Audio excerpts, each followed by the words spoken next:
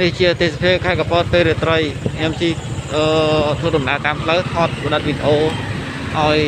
friend បេះដូងទាំងអស់មើលដើម្បីកំសាន្តក្រែងចង់មកលេងទីទេសភាពខេត្តកំពតពេលរាត្រីទៅជាដល់បេះដូងហ្មងមានដៃគូស្វីតទៀតរឹតទៅអែមហ្មងមើលស្មានឲ្យហើយឡានអ្នកខេត្តផ្សេងទាំងខ្មែរទាំងបរទេសគាត់នៅតែពេញនៅឡើយចឹងច្រើនចឹងផ្ដល់រូបភាពតាមមាត់ព្រៃឲ្យមើលកណ្ដឹងដើម្បីឲ្យតិចនៅតិចចិត្តខ្លះដល់អារម្មណ៍សេត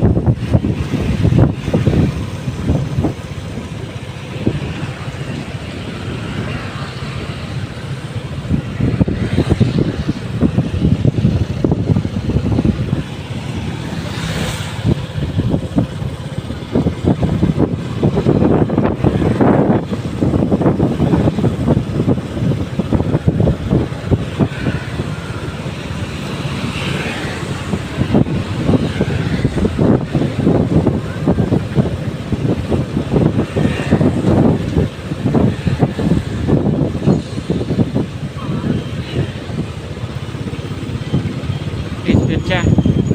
នេះជាស្អាតពេលល្ងាច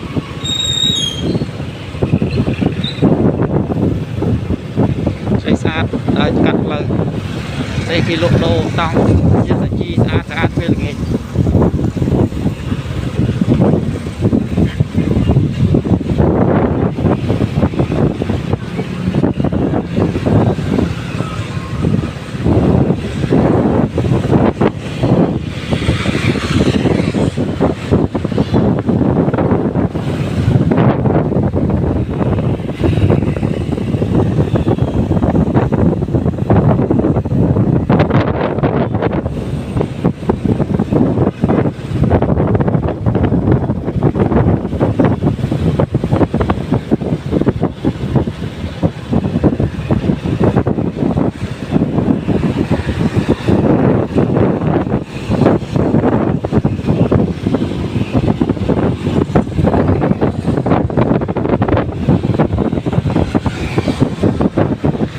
ถ้า friend មើលហើយជួយ subscribe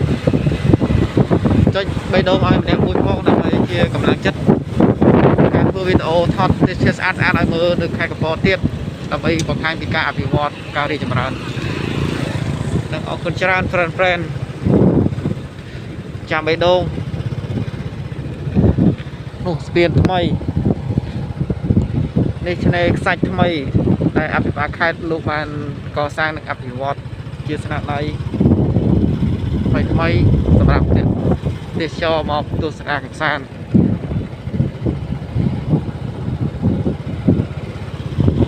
មើលតែទេសភាពពេលម៉ោង 7-8 ស្មានតែដឹងហើយដឹងថាទេសចរ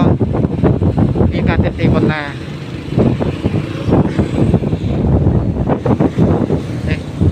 នេះខ្សាច់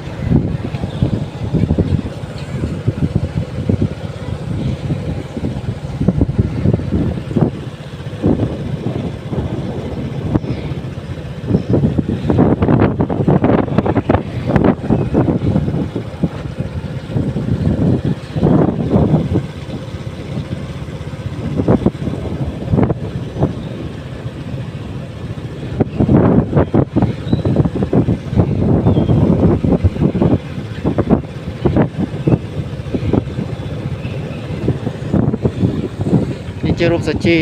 ដែលគេលក់ដូរពេលល្ងាចសម្រាប់អ្នកចិត្តឆ្ងាយដែលគាត់ចង់ញ៉ាំអាចមកទីនេះបានអរគុណច្រើន friend ចាំបេះដូងដែលបានជួយ subscribe like share និងអរគុណសម្រាប់ការទស្សនាវីដេអូរបស់ខ្ញុំបាទអរគុណ thank you for watching goodbye